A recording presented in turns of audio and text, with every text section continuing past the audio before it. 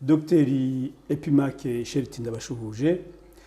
Mbahaye ikaze muri iki ikiganiro tugiye kujyana ku mateka mwabayemo atarabahiriye ko ni amateka ababaje aho mwafunzwe hamwe n'abandi benshi mu byitso abo bitaga ibyitso inyenzi mu kwakira 1990. Ndagira ngo mutubwire muri make ukuntu mwabaye muri ibyo bintu, haba na mbere yaho haba nyuma ibyo mugenda mukoramo, byaba mu bushakashatsi n'igitabo mwanditse mu minsi ishize. Ndeka bareke rero ne kwizimba amagambo, mutunyurire muri make uko mwabaye muri ayo mateka naho mugeze uyu munsi. Umwanya ni wanyu. Bwana Karirima Aimable, nanjye ndagushuhuje. Urakoze kuba wifuje ko tuganira kuri ayo mateka twanyuzemo atoroshye, ndetse kubona umuntu yarayasohotsemo hakaba hashize imyaka 30. Numva Imana yampaye kubaho iyi myaka ubwo ifite icyo yanteganyirije, wenda n'uburyo bwo kugira ngo nzabwire n'abandi banyarwanda n'abana badukomokaho ibyo twanyuzemo, ubuzima twaciyemo, akababaro twahuye nako, ndetse na mbere y'iyo 90, kuko mbere yo gufatwa nk'ibyitso hari imibereho twarimo yasaga nkaho hari abanyarwanda bahejwe mu mateka, bakakwima amashuri, bakakwima akazi, ukaba uri iwanyu ariko utari umuturage nk'abandi, ahubwo urabo mu gifaransa bita citoyen de seconde zone, mbese utari umunyarwanda nk'undi. Mwaba mugiye gukora n'ipiganwa ry'akazi, wowe bakakubwira ngo ufite imiziro, ndetse si n'akazi gasanzwe gusa, n'akazi ko muri kiliziya, nko guhabwa ubusenyeri. Ngira ngo uribuka ibintu byigeze kuba kuri Musenyeri Muvara Felicien, banyaze asigaje icyumweru kimwe ngo ahabwe ubusenyeri. Nta handi byari byaturutse, nuko yaziraga uko yavutse. Hanyuma rero muri uko kudukinagaza twagize amahirwe ko abanyarwanda bari hanze y'igihugu harimo ababaye intwari, bakanga ku gasuzuguro ko guhezwa mu mahanga no guhezwa mu gihugu cyacu. Nibwo bashoje urugamba, bashoje rero urugamba bananirwa kubarwanya, ahubwo bahita mbese ari twebwe baheraho bumva ko ngo kuba barateye ngo nuko bagomba kuba bafite ibyitso. Nanjye rero nafashwe muri ubwo buryo nk'icyitso, kuko intambara yo mu kwakira 90 yo ku itariki ya mbere yabaye igikubita, twebwe badufata ku itariki ya kabiri yo kwakira muri 90. Bahita batujyana. Njyewe icyo gihe nari umupadiri muri paruwasi yo ku Kamonyi. Baragenda babanza kumfungira Igikondo, nahahuriye n'abandi bantu benshi bari bafatiwe muri Kigali. Mbese nafashwe mu nkundura ya mbere. Nuko uwo munsi mbese ku itariki ya kabiri biriwe batoratora abantu, no ku itariki ya gatatu. Hanyuma ku itariki ya gatatu nimugoroba bahita batujyana mu Ruhengeri, dufungirwa nyine muri prison spéciale.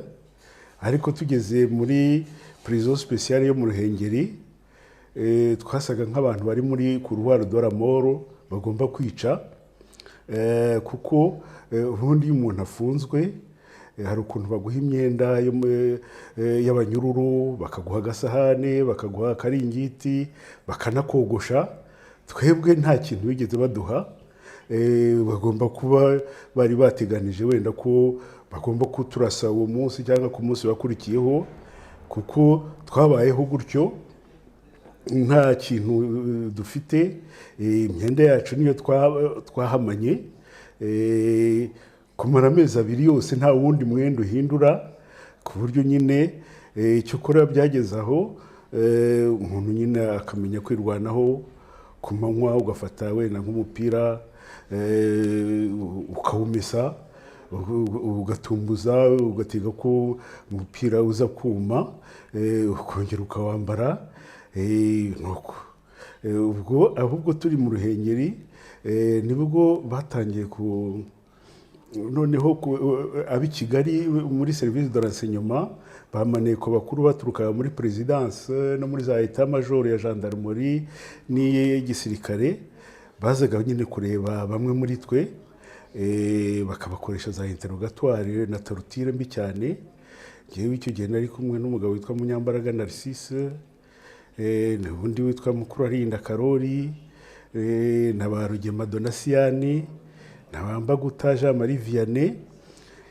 Aho rero nibo batangiriyeho, bakaza bagatwara umuntu bakamujyana nyine mu kumukoresha interrogatoire no muri torture, babakubita ibintu byose, bakubita ari za ndembo, ari imikandara, ari imigeri, bakubitaga umuntu rwose umunsi wose ku buryo adashobora no kugenda. Hanyuma bamurangiza uwo munsi, bo bakitahira mu hoteli mu Ruhengeri, bagahamagara abanyururu bakamushyira ku ngorofani, bakagenda bakamujugunya muri Cachot Noir. Kubera rero ko bafunze abantu benshi, byaje gusakuza. Uzi ko bafungiye n'abantu kuri za stade, birasakuza, bavuga ko habaye arrestation massive et arbitraire. Nibwo za ambasade nyinshi zahagurutse ziravuga ziti ibi bintu ni ibiki. Nibwo zagiye bahishyizeho ni delegation diplomatique yo kugenda izenguruka za gereza. Baje icyo gihe mu Ruhengeri, basanga Munyambaraga Narcisse, Mukurarinda Karori na Rugema Donatien hari intere, hari n'abasirikari babiri b'abamajoro, Major Mutambuka Gaspard wari Major BM wakoranaga na Bagosora, hari na Major Nsabakunzi François Xavier, we yari breveté d'administration militaire, nawe bari badufunganye. Abo ngabo nibo basanze nyine barabaye torture. Noneho les diplomates baragenda batanga raporo. Bamaze gutanga raporo, nibwo bageze ahari bagira ikintu cy'ubwoba, babuza ko izo za torture zibaho. Noneho baravuga ngo tuzajye muri pariki nk'abandi bose, dukoresha interrogatoire. Ubwo mu Ruhengeri nyine twari twagezeyo le 3 octobre 1990, itariki ya 3 z'Ukwakira. Hanyuma nyuma y'amezi abiri, ku itariki ya 6 z'ukwezi kwa 12, muri delegation nako muri groupe twari twajyanye mu Ruhengeri, igeze nko ku bantu 50, bafashemo 15, batugarura i Kigali. Niho twagiye muri za parike, noneho bagenda badukoresha za interrogatoire. Ariko njyewe interrogatoire bankoresheje n'ukuri yari amareshwa, kuko ndibuka ko bambajije bati ese ufite bene wanyu mu mahanga? Ndabafite. Ngo ese murandikirana? Ntiturandikirana. Ngo ese murasurana? Turasurana. Nuko bambaza abantu batatu, witwa Ntakiyimana Emmanuel n'undi musaza witwa Karinijabo na Mukurarinda, bambaza ko mbazi. Abo ba Ntakiyimana na Karinijabo sinari mbazi. Nuko bamaze kumbaza ibyo bibazo, barambaza ngo ese ngo ndongeraho iki? Nuko ndababwira nti icyo nakongeraho nuko ubutabera bwakoresha nyine ukuri bukandikura, kuko nzi ko nta cyaha rwose nigeze nkora. Nuko bampa izo mpapuro ndazisinya. Maze kuzisinya, nuko basubiza nyine muri gereza. Nyuma y'iminsi 2, abasirikare bari baraje kumfata, barongera barantumiza muri gereza. Nuko noneho barambwira ngo njyewe ngo nshinjwa kuva ngo nari mfite ngo stock y'imbunda n'amasasu ngo muri paruwasi yo ku Kamonyi nabagamo, ngo none barashaka kujya gusaka. Nuko ndababwira rwose nti nabanaga n'abapadiri 4 hanyuma njyewe nari nshinzwe amashuri. Ubundi amazu ya paruwase acungwa na padiri mukuru na ekonomi. Rero kubera ko nari mfite amashuri, nari mfite icyumba nkoreramo cy'ibiro n'icyumba ndaramo. Nta hantu nari kubika iyo stock y'imbunda. Ntabwo ntimugende musake hamwe n'abo bapadiri bahari. Ndetse wenda hari mushobora gusanga padiri mukuru adahari, reka mbahe imfunguzo zanjye hanyuma muzijyane umupadiri muhasanga muhasake. Baragenda bajyayo, bamaze kugerayo nuko binjira iwanjye, bareba za rubumu. Hari ukuntu barebaga ngo barebe amafoto ngo niba waricaranye na Rwigema n'abariya ba Kagame, bakareba muri alubumu abantu bose mwabaga muri kumwe. Noneho hari n'ikindi kintu twagiraga cyo kubika amabaruwa, bakwandikirwa n'umuntu ukayibika. Noneho bajya muri correspondance zanjye zose barasaka, baburamo ikintu, baragaruka. Nyuma y'iminsi 2 basubiza imfunguzo zanjye, nuko bambika muri gereza. Ariko ubwo bari bageze ngo muri groupe y'uwitwa Munyambaraga Narcisse waje no gukatirwa.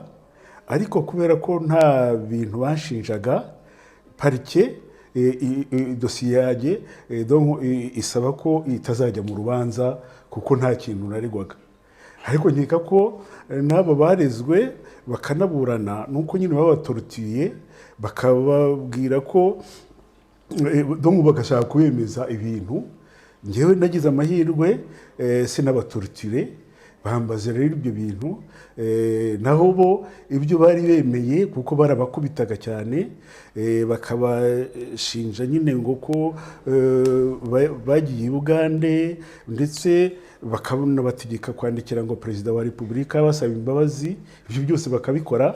Naho ngiye kubera ko ntabaye torture, iyo stade donc bo babashyizeho ntabwo nayigezeho.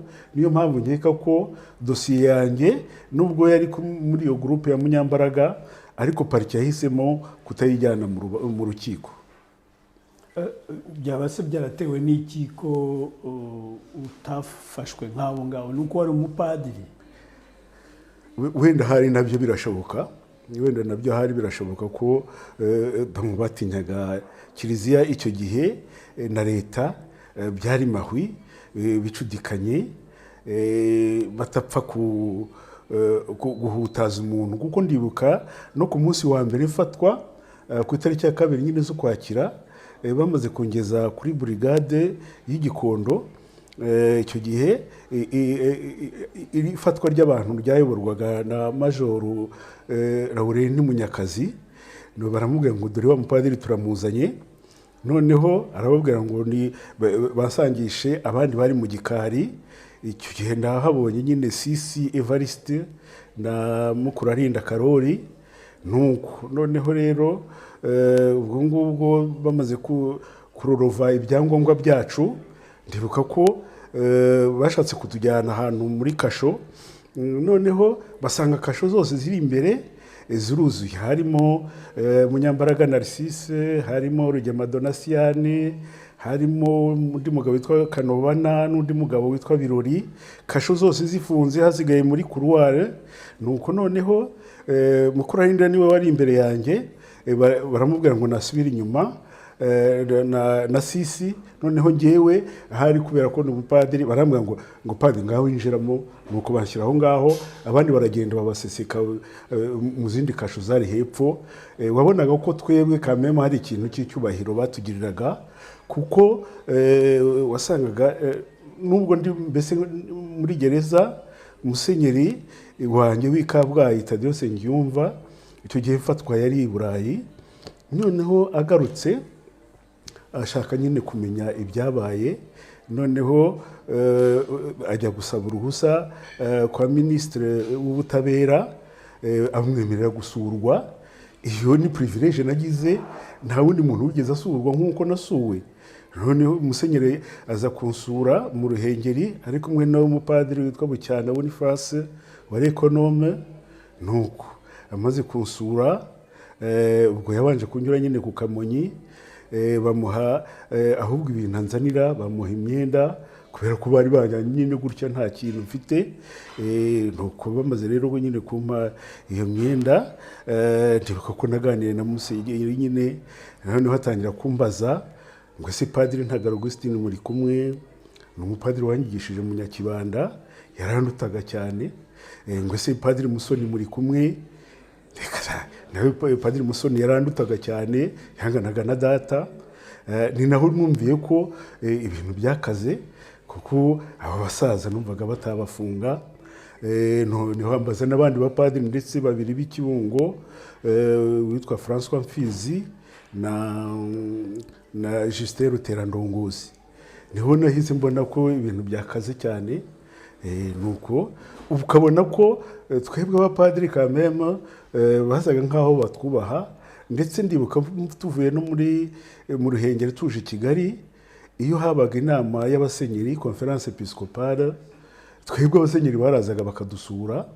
Ribuka ko rimwe rwose rero si rimwe nk'inshuro nk'enye, archevêque w'i Kigali, Musenyeri Tadeyo Nsengiyumva nyine w'i Kabgayi, Ruzindana Yosefu, Sibomana Joseph w'Ikibungo na Karibushi, bagiye baza kudusura. Uko habaga inama bo barazaga bakadusura, cyokora bamara kudusura hakaba nubwo nyine basaba gusura abanyururu bose, bakanyura muri za quartier za Texas n'ahandi no muri za Minera ahantu abantu bafungiye. Ukabona ko kuri twebwe abapadiri twari dufite mbese twa privilege par rapport y'abandi, ariko bitabujije ko condition twabagamo zitari zoroshye, kuko mu mezi 6 nafunzwe, kuko nafunguwe ku itariki ya 4 z'ukwezi kwa ya gatandatu z'ukwezi kwa 4 muri 1991. Nyuma y'amezi 6 nari narataye ibiro 17, nari ntagiye kurwara sima. Ubona ko condition twari turimo ntabwo zari zoroshye. Biratangaje kubona abasenyeri abakuru ba Kiliziya baza kubasura, ariko ntibasabe ko murekurwa. Ni ukuvuga ngo nabo bari bafite, bemeraga yuko mwafatiwe ukuri. Oui, nibyo kuko donc bemeraga ko twafatiwe ukuri, kuko ndetse ingero nyine ndazizi nyinshi. Ndibuka ubwo ndi muri gereza, nari mfite umupadiri wasaga nkaho ari mukuru wanjye, Padiri Boniface Kanyoni, wari professeur muri Grand Seminaire y'i Rutongo. Noneho maze gufatwa biramubabaza cyane, nuko aza kujya kureba archevêque w'i Kigali, kumwinginga ngo arebe niba ashobora kuba yansura, ndetse anamusaba ati buriya dosiye zabo zimeze gute, mwabakurikiranye mukabafunguza. Noneho archevêque Vincent Nsengiyumva aramubwira ngo ntabwo twabafunguza, ngo turabizi ko babikoze, ngo ntabwo barengana, ngo turabizi neza ko nyine ari ibyitso by'inkotanyi. Nanjye ubwanjye ahubwo ndibuka mfunguwe ku itariki ya 4 nyine z'ukwezi kwa ya gatandatu nakoze ukwezi kwa 4 muri 1991. Ndibuka ko mfunguwe bari babanje nyine kubwira archevêque ko uwo munsi mfungurwa. Nuko noneho bohereza imodoka kuri gereza, kuri hariya kuri 1930, byari kuwa gatandatu nko mu masaa 5. Nuko noneho baramfungura. Bamaze kumfungura nsohotse ngeze hanze, umushoferi wo muri archevêché araza arambwira nyine ngo ni ngewe yaje gushaka. Noneho anjyana muri archevêché, ndagenda nyine mbonana na Musenyeri Nsengiyumva, ndetse tujyana no ku meza saa 6. Nuko atangira rero ahubwo kusa nkaho anyurira ngo dore ngo Habyarimana yabagiriye ubuntu, ngo yabafunguye, ngo mwakoreye nabi igihugu, ngo none ngo ntimuzongere ku buryo nyine wumvaga bo bararangije kudushinja, ku buryo njyewe narumiwe rwose, ndavuga nti ibyo muvuga ni ibiki. Uburyo ndibuka ahubwo nyuma yaho nk'ukwezi nigeze gushaka kujya iwacu ni Nyamata, noneho shaka kujya gusura famiye mu Rwanda. Rero icyo gihe hari za bariyeri ku muhanda, nuko ntari nagera hariya kuri RTM ryo kuri Nyabarongo,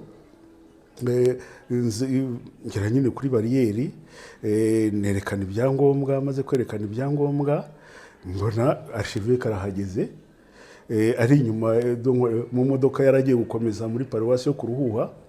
Nuko noneho ngiye kumuramutsa harampunze aritakuma ngo ngo ugiye gusubira gukotana i Nyamata. Amaye ndumirwa. Harya niwe wari muri komite centrale ya MRN? Niwe wari muri komite centrale. Ngo ugiye gusubira gukotana ndavuga nti ubusubiyobeye ko iwacu ari i Nyamata. Noneho narumiwe, ahubwo n'abasirikare bari banyakiye neza n'ibyubahiro.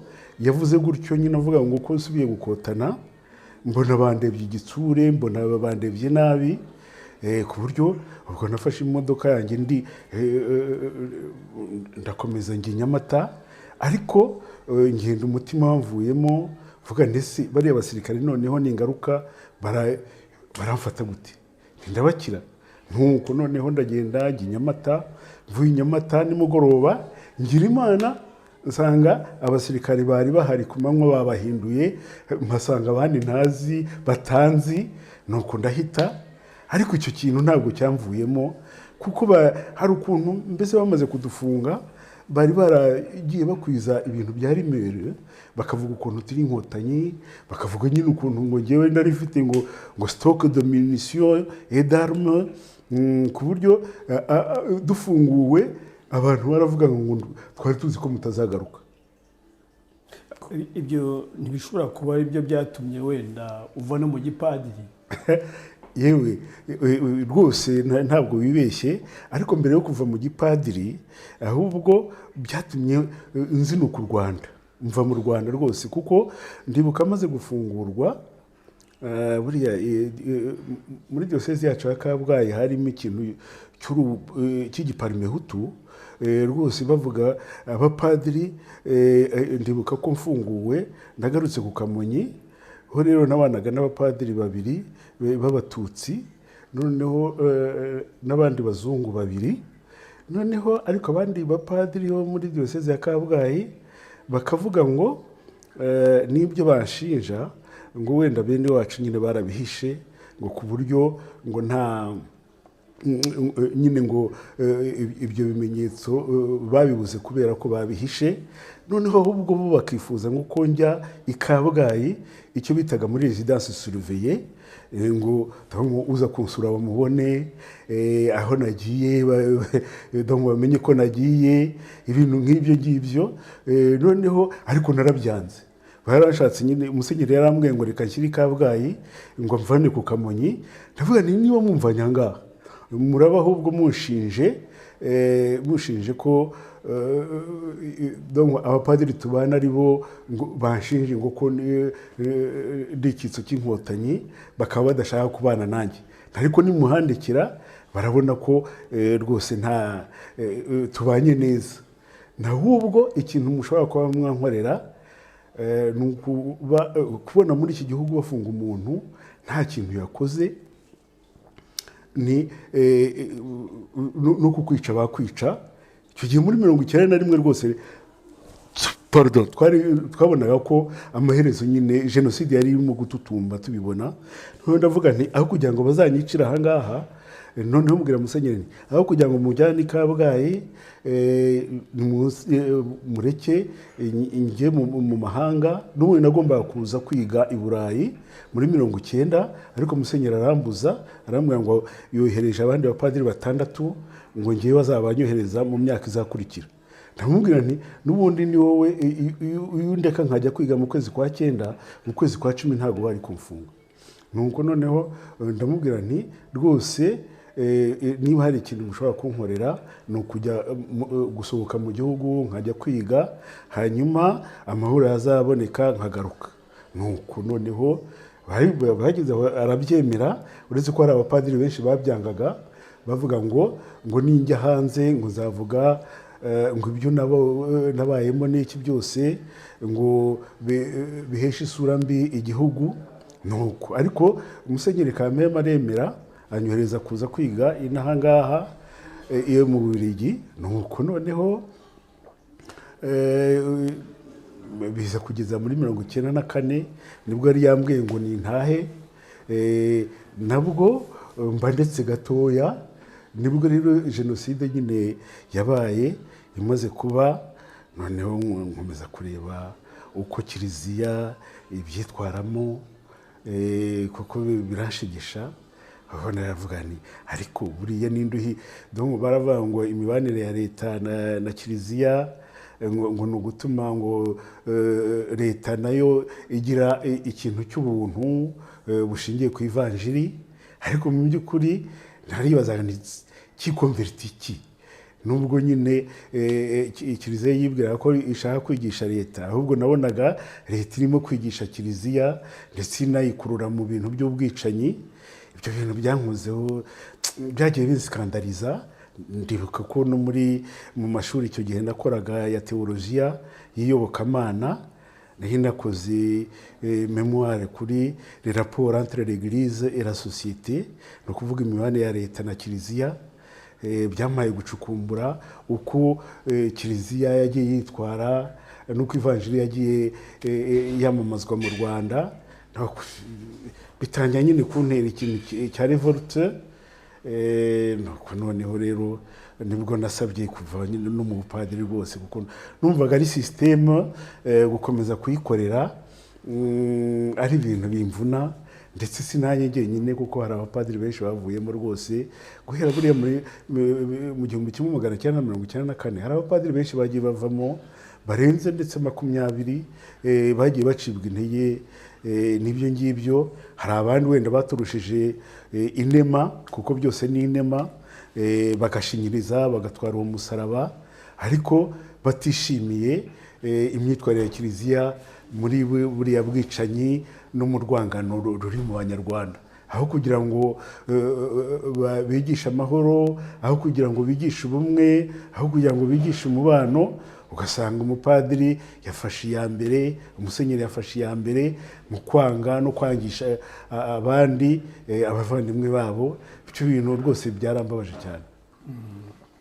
ubu uri umubyeyi w'abana babiri, urubatse, bumva warataye igihe cyangwa ubayeho ute mu buzima bwawe bw'isivili? mbayeho nk'abandi bose. ntabwo mvuga ko nataye igihe, kuko buri wese agira amateka ye. kandi nubwo nyine navuye ariko mu bupadiri ntabwo nabaye umupagani, ntabwo narwanyije kiliziya. ahubwo ndibuka ko nsezera mu bupadiri muri 1999, nabwiye umusenyeri twakoranaga hano muri Brabant Wallon, ni rwose nakoreye kiliziya, ndi umukirisitu, nemera Imana, ndasenga, ntabwo nashyingirwa nk'abashenzi, ndasaba rwose gushyingirwa gikirisitu. noneho arambwira ngo nimbisabe Cardinal, kuko we yari évêque auxiliaire du Brabant Wallon, ariko akuriwe na Cardinal Danels wayoboraga Marine Bruxelles. nuko arambwira nyine ngo nimwandikire mbimusabe. bijya mu nama y'abasenyeri iba buri wa gatanu, bemera nyine ko sezerana mu kiliziya. hanyuma bemera nuko dosiye yanjye ndetse izajya i Roma. nuko igiye kujya i Roma, chancelier no kuvuga mbese umukarani wa Cardinal, yari umusaza w'umudominikani uzi ibintu by'amategeko cyane n'imiterere nyine ya kiliziya. arambwira ati ubwo ufite imyaka 40 ati ubwo bazahita babiguha, bazabona ko niba waravuye mu bupadiri hari ibintu watekerejeho ku buryo nta kibazo kizabamo.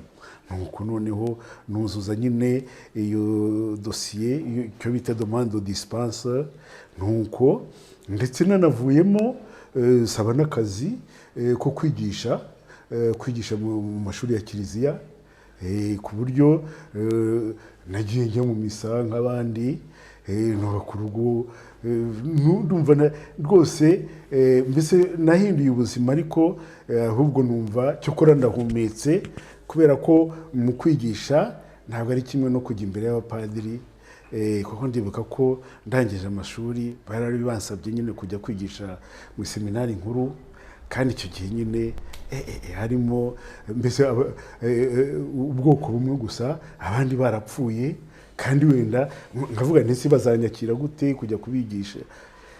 ubwoko bumwe ni ukuvuga nyuma ya jenoside kandi hapfuye abatutsi benshi, abatutsi benshi ari mu bakirisitu, ari mu bapadiri, ari mu baseminari, hapfuye abantu ku buryo wasangagamo harimo ndetse icyo gihe grand seminaire zari zirimo n'abantu bavuye za Tingitingi n'ahandi hirya no hino, bafite ingengabitekerezo n'ibiki byose. Njyewe narumvaga nishisha nti bariya abantu nzabajya imbere mbigishe, ese bazabyakira gute?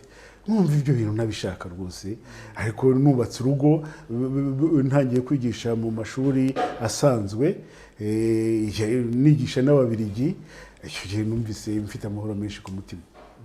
Sheriti, nagira ngo noneho mbabaze ukuntu mwabagaho mufunze muri izo prison, yaba Igikondo cyangwa se muri 1930 i Kigali ya kera, no mu Ruhengeri, ukuntu mwabagaho umunsi ku wundi.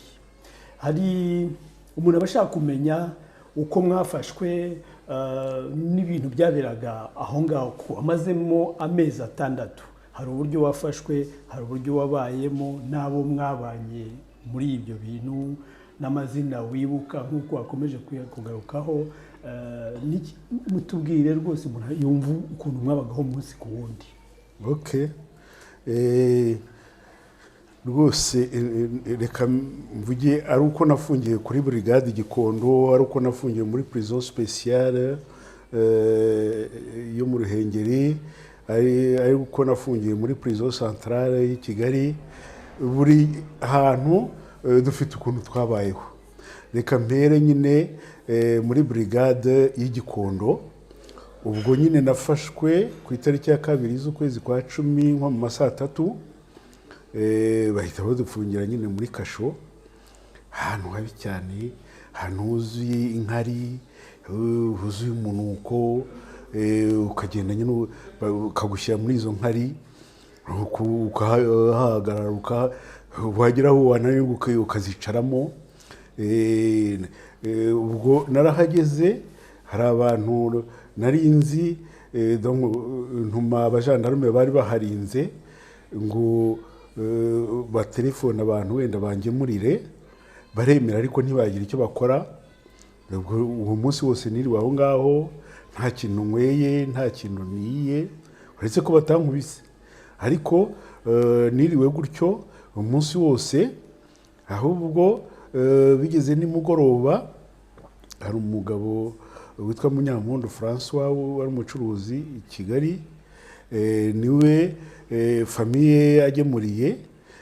Nuko noneho bamugemuriye mu kintu cy'ubuvandimwe, ibyo bamugemuriye ahita amamagara, nyine turabisangira.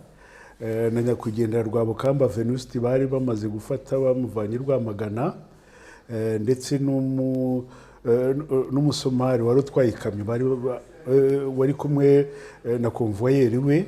Ubwo twari abantu 5, twese dusangira amafunguro ya Munyampundu. Hanyuma mbese niryo funguro twabonye kuri uwo munsi. Ku munsi wa 2 twiriwe aho ngaho, nta kintu dufite,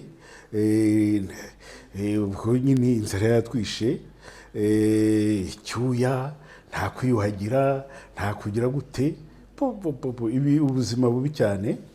Ndibuka nyine nyuma y'iyo minsi 2 rero nibwo batujyanye muri otobisi mu Ruhengeri, twahagurutse i Kigali nka saa 11, twageze nko mu Ruhengeri mu masaa moya saa 2, nuko bahita badufungira ahantu twenyine habi cyane naho, ku buryo bagiye bafungura imiryango bimeze nka za coffre-fort, kwa kundi coffre-fort ugira urugi ugafungura ukagera ku rundi rugi, ugafungura ukagera ku rundi rugi. Ndumva ahantu badufungiye barafunguye nk'imiryango nk'itanu, none badushyira ndani rwose, aho ngaho bahita banadufungirana. Mu mezi 2 twahamaze, twirirwaga umunsi wose dufungiranye nta hantu udasohoka nyine, ku buryo ndibuka ko naho batuzaniye ibiryo nka nyuma y'iminsi nk'ibiri, ariko nabyo bidahiye, byatekwaga n'abandi banyururu bikazana mu ngunguru yanditseho inyenzi, ibintu bibi cyane rwose bibi. Ndibuka ku munsi wa Noheli niho bigeze no kushaka ngo kuduha inyama, bazana ibintu birimo amase, birimo ibintu by'amaso, ibihanga by'inka, ku buryo ndibuka tugiye gufata ibiryo, hari umwavoka nyine twari kumwe witwa Nyemazi Primiyani, yagiye gufata iposho, abikubise amaso asubira inyuma yirukanka ati turafunzwe koko, ati biriya biryo nanjye n'imbwa zanjye ntabwo nazibiha. Nuko twaribayeho nabi cyane, dufungiranye ahantu hari ingunguru twitumamo iri iruhande nyine rw'ibitanda byacu bita rubojo. Ubuzima nyine ubona ari bubi cyane, bubi rwose. Nuko cyokora nyine twagize amahirwe y'amugani mu Ruhengeri, aho ngaho tuhaba amezi 2 gusa. Nyuma kuva mu kwezi kwa 12 kugeza mu kwezi kwa 4 tuje i Kigali, ho badushyize ahantu bita muri Texas. Twabanaga n'abantu b'abakondani ya mort, ababaga bambaye amashati yanditseho danger, cyangwa se intuza za X nyine ebyiri zerekana nyine ko bakatiwe imyaka 20. Abantu bisha abandi, barwanaga nyine, ukabona bagakubitana imitarimba, bagakubitana imihini, ubona ko uri mu yindi si. Cyokora nyine ubwo muri Texas uho habaga harambuye, umuntu nyine agasohoka, ntabwo twirirwaga dufungiranye mu nzu, washobora nyine kujya hanze. Twageze Imana, ndibuka tugeze muri 1930 aho muri Texas, nahasanze umusaza ngo wahoze ari inyenzi witwa Ngurumbe. Yari umusaza nyine ufite discipline rwose, yabyukaga kubera ko twari abantu benshi. We niyo washaka nko kujya muri toilette wajyaga ku murongo, ukamara nk'isaha yose utari washobora kwinjira. Hari nka toilette 4 gusa ku bantu barenze 1000. Tekereza toilette 4 ku bantu 1000.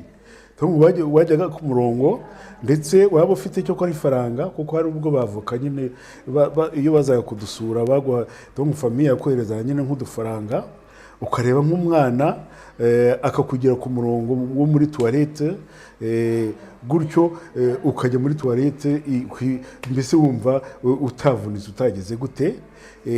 Ari ukujya no kwiyuhagira rero, kubera ko twari turenze abantu 1000, hari robine 3 twiyuhagiriraho. Ngurumba aho namukundiye nuko yabyukaga saa 11, abantu benshi bakiryamye, noneho akagenda kogosha ubwanwa, akiyuhagira, yamara kwiyuhagira akagaruka akaryama. Nabimubonyeho inshuro 2, nanjye ndavuga niko nzajya mbigenza. Ntabwo najya mu isibo ryo kujya kwiyuhagira, mu isibo ryo kujya muri toilette. Nabyukaga nanjye saa 11, nuko noneho nanjye nkagenda nkiyuhagira. Abantu benshi nyine batangiraga bo kwiyuhagira mu masaa moya, ngewe ubwo nasubiraga mu buriri nkiryamira, ariko byibuze niyuhagiye. No muri gereza abandi banyururu nabo badufataga nk'abanzi. Ndibuka muri iyo passage nakubwiraga badufungiye ahantu hameze nko muri coffre-fort uho nyine twanyuraga hagati y'abandi banyururu hakaba noneho ndibuka twese tukimara nyine kugera muri gereza directeur bamaze kutwandika muri ntuza muri za registre za gereza noneho ahita abwira abasirikare baje baturinze nyine bavuye i Kigali abasaba ko baduherekeza bari bazi ko abanyururu batwica kuko bari bafashe imihini imyase bavuga ngo bazanye inyenzi effectivement hari abo bakubitaga iyo wageraga ibyago ukanyura muri abo banyururu nta musirikare uguherekeje abandi banyururu baragukubitaga hari abo bagiye bavuna amaguru bagomba kubashyiraho plâtre abandi akaza afite ibiguma kubera ko yakubiswe n'abandi banyururu badufataga nyine nk'abanzi nibyo ntabwo badufataga kimwe n'abandi banyururu mu byitso harimo n'abagore b'abatutsi bafashwe nabo icyo gihe bo mwarahuraga cyangwa mwari mu bice bitandukanye abagore ubwa mbere bari mu mashuri bari ahantu habo ubundi gereza ifite nyine igice cy'abagore n'igice cy'abagabo no mu byitso abagabo ubwa mbere kiliziya babafungiye muri kiliziya par exemple iri à l'intérieur ya gereza noneho abagore babafungira mu mashuri muri za ntuza n'amashuri yegereye nyine iyo kiliziya yo muri 1930 hanyuma cyokora uwababonaga ahubwo iyo twajyanaga mu misa nk'umurengereho nta misa twigeze tugira ariko i Kigali buri cyumweru hazaga umupadiri nyine kuvuga misa noneho donc bakajyana groupe y'abagore bakagira aho babicaza na groupe y'abagabo bakagira aho babicaza nanone misa yarangira noneho bakabanza wenda abagore bagasohoka twebwe tukaza gusohoka nyuma ubundi iyo twajyaga muri za interrogatoire hari ukuntu nyine iyo prison y'abagore yari ifite kameme ikintu cy'umuryango none ukababona bari muri za lokale zabo hakurya hakaba nubwo bakuvugisha ariko nyine bari kure namwe murimo guhita wenda musohotse mugiye nko kuri parike cyangwa se hari abagiye kwa muganga cyangwa se ugiye muri direction ibintu nk'ibyo igihe cy'ibyitso hari amaprefecture 10 mu Rwanda buri prefecture yagiraga umwihariko wayo cyangwa byari bimeze gute kuko ndibuka ko za Butare bafungaga Kigali bagafunga mu Ruhengeri bagafunga aho abantu bose bashakaga bavugaga yuko ari ibyitso byagendaga gute we wabikurikiranye hafi umva kugira ngo umuntu asubize neza icyo kibazo cyawe byasaba wenda ko wafata umuntu wafungiwe i Kigali wafungiye i Butare wafungiwe mu Ruhengeri buri wese agenda avuga uko yagiye abaho gusa ahubwo icyo ushobora kuba nakubwira nuko nko twebwe dufungwa bwa mbere ku itariki ya 2 nakubwiye ko ku itariki ya 3 nimugoroba batujyanye mu Ruhengeri inversement abandi bantu bafatiwe mu Ruhengeri ku itariki ya 2 barimo umugabo witwa Rurangirwa Yves na Kamurase Martine harimo n'indi famille y'umugabo witwa Kanamugire n'umugore we babafatiye mu Ruhengeri ariko babazana i Kigali bo bavuye mu Ruhengeri babazana i Kigali twebwe tuvana i Kigali batujyana mu Ruhengeri hanyuma ikindi kintu wenda nakongeraho nuko ubwo dusohoka nyine muri brigade y'Igikondo twese ntabwo ariko batujyanye mu Ruhengeri nzi ko gusa ahubwo kubera ko abantu benshi bafungiwe i Kigali hari abo nzi mu bafatiwe i Kigali kubera ko bamaze gufungira abantu kuri stade gereza ya 1930 imaze kuzura harimo bamwe bagiye gufungirwa iririma abandi bajya kubafungira i Gitarama ndetse abandi babajyana za Butare, kubera ko i Kigali niho hari bahafashwe abantu benshi cyane. Wewe hari na benshi bahasize ubuzima kuko hari abavagamo bagapfa bitewe n'imibereho bagize, kuko abenshi harimo n'abakuze. Wewe erega harimo abantu benshi bapfuye bagiye banagwamo. Nanjye nubwo vraiment icyo gihe nari mfite imyaka 37, ariko ndi muri gereza nibwo bwa mbere nabonye umuntu apfa mu maso yanjye gutya. Kandi uwo muntu nyine waguye muri gereza yo mu Ruhengeri yari umwarimu nyine w'umugogwe. Ubwo bamufashe nyine muri icyo gihe nko mu kwezi kwa 10, nuko bamaze kumufata baramukubita kuri komine, bamujyana muri ka militaire wo mu Bigogwe baramukubita. Hanyuma baza kumuzana kumufungira aho twari turi, nuko ariko bamuzana nyine ari indembe, tubona nyine yanabyimbye. Nuko noneho abandi banyururu twari kumwe n'umudokiteri witwa Rudakubana Karori, ubu ni na majoro. Icyo gihe bamufunze ari umudokiteri mu Ruhengeri, nyuma inkotanyi zifunguye gereza yo mu Ruhengeri ajyana nazo, ahita yinjira mu gisirikare, none ubu ni general major ahari.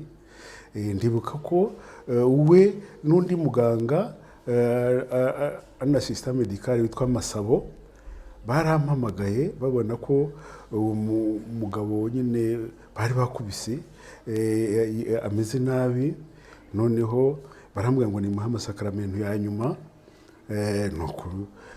Kubera ko nari maze imyaka 3 ntanga amasakramentu hirya no hino, na ritueli donc imihango yo gutanga amasakramentu nari narayifashe mu mutwe, noneho kuko njya kumuha amasakramentu igihe nyine ndimo kumusengeraho, Dr. Rudakubana ahita amagarika ati byarangiye, yapfuye. Njyewe sinabyumvaga, nari ntarabona umuntu apfa. Nuko ampfira mu maso, amaze kumfira mu maso, ndibuka nyine ko bahise babivuga, bajya kubibwira nyine abasiriveya ko yapfuye. Nuko noneho baraza umurambo bawuvana aho ngaho dufungiye, bawujyana mu kumba nyine kari aho hafi. Ahamara nk'umunsi umwe, nyuma yaho nibwo bagiye kumushyingura. Ariko hari n'abandi benshi bagiye bagwa muri gereza, bamwe nyine bazira inkoni, abandi bazira indwara. Nanjye nakubwiye ko nyuma y'amezi 6 nari maze kurwara sima. Ndibuka ko nagiye kwivuza rwose i Kabgayi, ntangiye guhumeka nabi cyane. Noneho bampa imiti, kandi uretse n'iya sima byonyine kubona ku muntu wari ufite ibiro nka 82 ahari, kubona narataye ibiro 17, ubwo ni ukuvuga ko ubuzima bwari bumaze kujegajega, ku buryo icyo gihe ufatwa n'akarwara k'ubusabusa kakaba kaguhitana.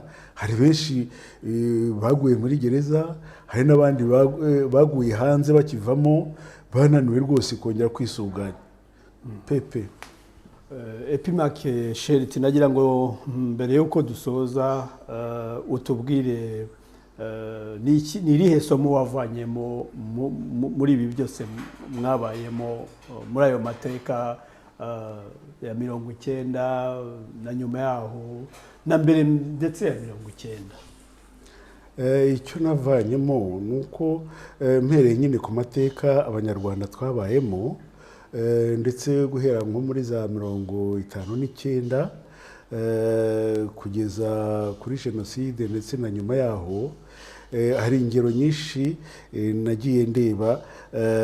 Mbese nko mu myaka ya 50 buriya mu Rwanda hari abantu bashaka ko abanyarwanda babana mu mahoro.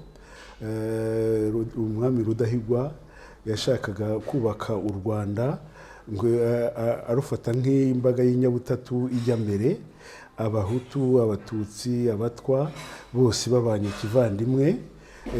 numva ni inyigisho nziza, ni umurage mwiza, ndetse no mu ishyaka rya runari harimo abahutu, harimo n'abatutsi, bariya ba Rwagasana Michel, ba Rukeba, ba Rebero n'abandi. wabonaga rwose ashaka ko abanyarwanda bose babana, ndetse ngo na ba Gitera na ba Kayibanda ajyaga batumira iwe, agashaka nyine kubabwira ati rwose mwaretse tukubaka u Rwanda mu mahoro. Ariko Parme Hutu iza kuzana ikintu kibi cyane cyo gushaka guheza abandi bantu, bashaka nyine ko u Rwanda ruba urwabo, ku buryo nyine hari disikuru y'umugabo witwa Jean Baptiste Rwasibo nasesenguye. Jean Baptiste Rwasibo yakoreraga abazungu, yari komi muri residence Kigali, noneho aza kuvuga ko kubaka amahoro mu Banyarwanda bakwiye nyine kwirukana abatutsi mu gihugu no mu butegetsi. Des Tutsis zéro Rwanda, donc le pouvoir et le territoire.